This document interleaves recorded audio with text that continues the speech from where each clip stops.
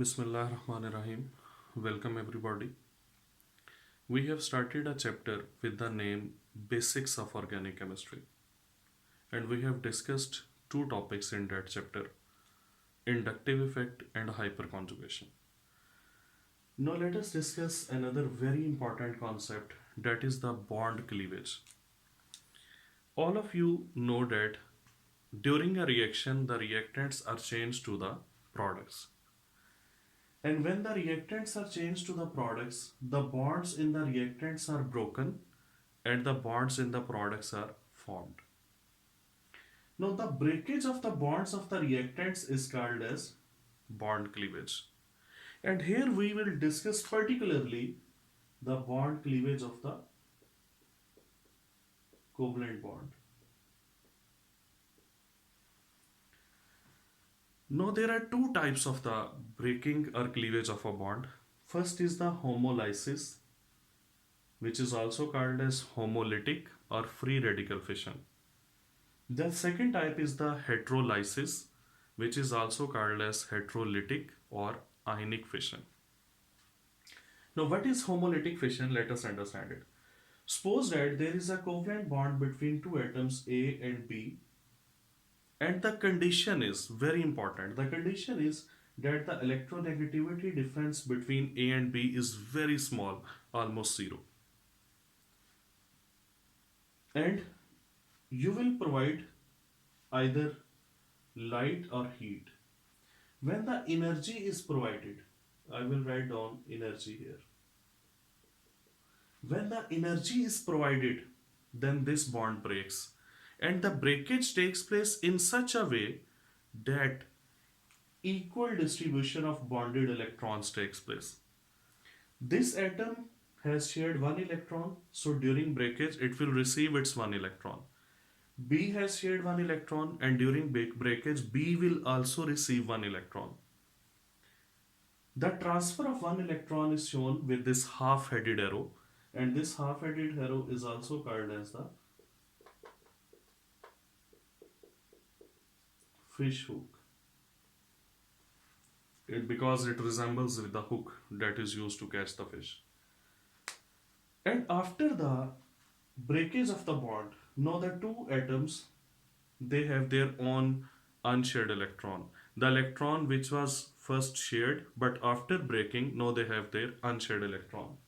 This unshared electron is shown by placing a dot on the symbol of that atom, and any symbol having dot on it, that is called as a free radical.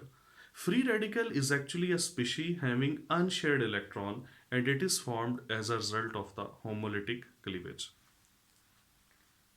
Now the homolytic cleavage takes place in gaseous state or in the non-polar solvents like carbon tetrachloride, carbon disulfide, etc. It requires more energy because there is no difference of electronegativity and equal distribution will be done. So it will require some energy either in the form of light or in the form of the heat. Being the student of organic chemistry, you have studied the halogenation of alkanes. So in the halogenation of alkanes, the halogens during the initiation stage, they undergo the homolytic fission or homolytic cleavage, and the free radicals are produced.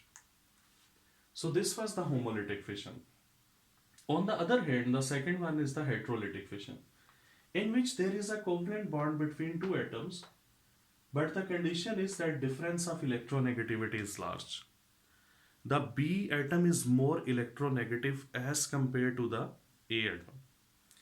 So the electronic load will be bent towards the B, and when slight amount of the energy is provided, the electronic load is already towards B, slight amount of the energy is given, and the two bonded electrons, they as a whole in the form of pair, they move towards B. Now in these two electrons, one was of the A atom. This one is the shared pair of electron, and in this pair one electron was of A and one was of B. But when the bond is broken, A atom gets no share and B atom gets the whole bonded pair. So here the unequal distribution of bonded electron takes place. and it requires lesser energy because the bond is already a polar bond, so slight energy can do this work. After the breakage, now this atom becomes a cation because it has lost its bonded electron, and it will become an anion because it has received an extra electron of the A.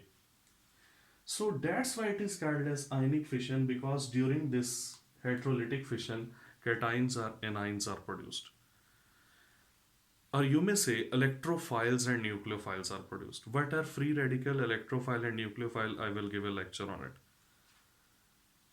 Now, the very important point, easiness of heterolysis. How much easier the heterolysis will be, it depends upon the polarity of the bond. Greater the polarity of the bond, easier will be the heterolysis. Or you may say easiness of the heterolysis is directly proportional to the difference of electronegativity. Suppose that we have ethanol molecule. In ethanol molecule, there are four types of the bonds: carbon, carbon, carbon, hydrogen, carbon, oxygen, and oxygen, hydrogen. Now the question is that which is the bond that will undergo the easiest heterolysis? So you will check the difference of electronegativity. Here is 0. This one is of group 4 and this element is group 1. As the gap between the 1A and 4A is not very huge, so the difference of electronegativity will not be very much. 4 and 6, the groups are closer to each other, difference of electronegativity will be less. But here there will be huge difference of electronegativity because it belongs to 6A, it belongs to 1A. And because of this huge difference of electronegativity, OH bond will undergo the easiest heterolysis.